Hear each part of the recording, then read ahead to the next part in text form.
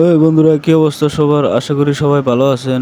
আজকে ঢাকাতে অনেক বৃষ্টি। আপনাদের এলাকার কি অবস্থা? এই বৃষ্টির মধ্যে বাসায় বসে বসে থাকতে আর ভাল লাগতেছে না। ভাবলাম একটু ঘুরে আসি। যে ভাবনা সেই কাজ, বেরিয়ে বললাম ঘুরতে। তো ঘুরতে ঘুরতে প্রথমে চলে আসলাম মতিঝিল। মতিঝিল থেকে আসলাম পল্টন। পল্টন থেকে ঘুরতে ঘুরতে প্রেস ক্লাবের দিকে যাচ্ছি। তো প্রেস ক্লাবে গিয়ে এক আশ্চর্য জিনিস চোখে পড়লো।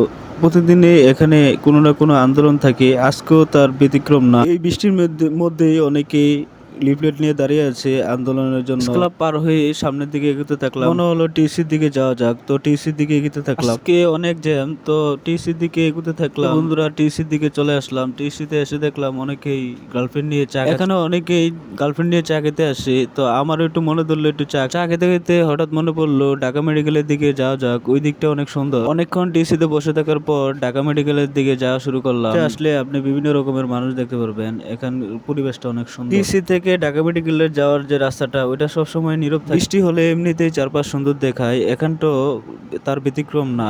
এখানে আসলে সবসময় একটা লেখা চোখে পড়ে, চেটে নয় খেটে বড় হয়। এই লেখাটি কিন্তু মোটামুটি ভাইরাল একটি লেখা। তো যাই হোক, আজকের ব্লগ এখানেই শেষ। সবাই ভালো থাকবে।